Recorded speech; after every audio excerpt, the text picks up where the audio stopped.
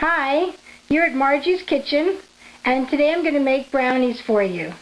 So what you start with is you're going to use the baker's unsweetened chocolate, and you use 6 squares of that, and I'm going to chop that up, but I'll show you that as the next step.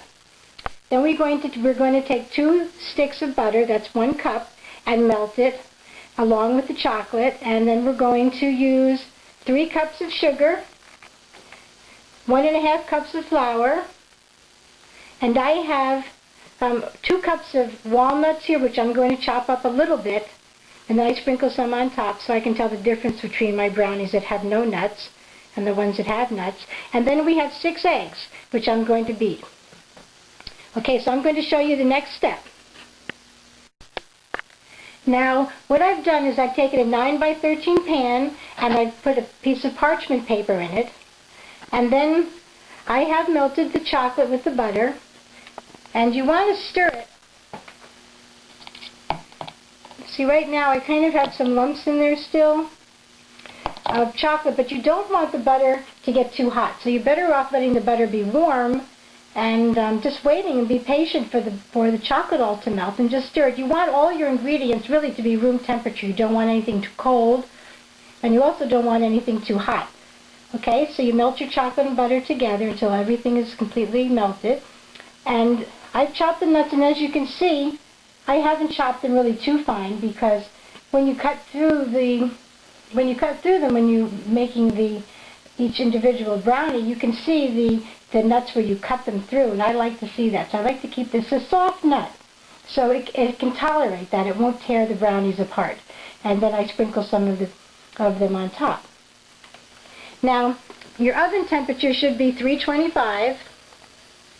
Don't know if you can see that, 325. And what I've done here is I've put the eggs in the mixer, and I'm going to start to beat them, and then I'm going to bring it up to high, and I'm going to slowly add the sugar.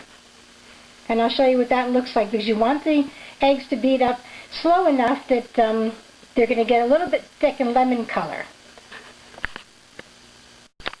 So now what I'm going to do is I'm going to add the chocolate and let that mix in again just until it gets a little bit ribbony again, which is probably just take like just 30 seconds maybe. You want to start it low just so you can add it.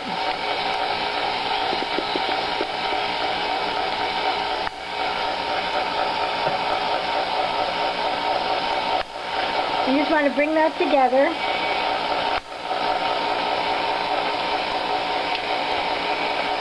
I'm just going to raise this up a little bit just to help mix that in. It's a little secret I learned. Okay. And now we're going to add the flour.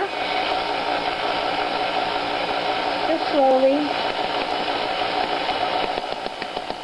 And honestly, maybe some people actually add the flour by hand, which I'm going to mix it in a little bit by hand too.